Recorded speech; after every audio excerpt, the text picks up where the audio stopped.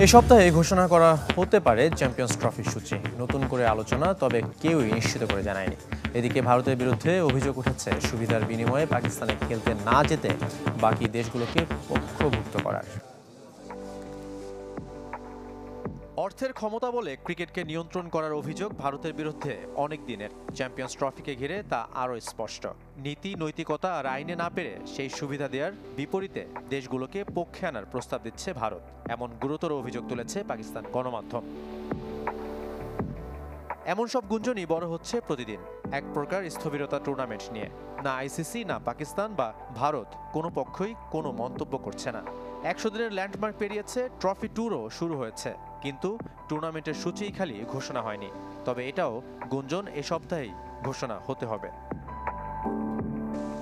সেটা শুধুই পাকিস্তান কেন্দ্রিক নাকি ভারতের চাওয়া মেনে হাইব্রিড মডেলে, সেটা অবশ্য নিশ্চিত নয়।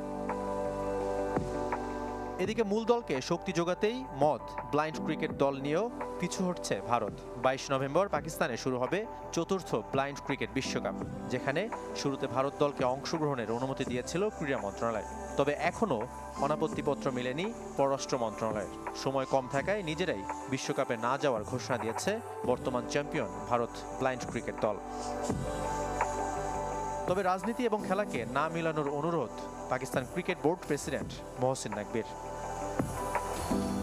চ্যাম্পিয়ন্স ট্রফি নিয়ে নাটকের যেন শেষ নাই। এবারে রিলিজ পেল নয়া এপিসোড। পাকিস্তানের গণমাধ্যম ক্রিকেট পাকিস্তানের দাবি, টুর্নামেন্টে অংশ নিতে চলা দেশগুলোকে নাকি পাকিস্তানে না যেতে লোভনীয় প্রস্তাব দিয়ে যাচ্ছে বিসিসিআই।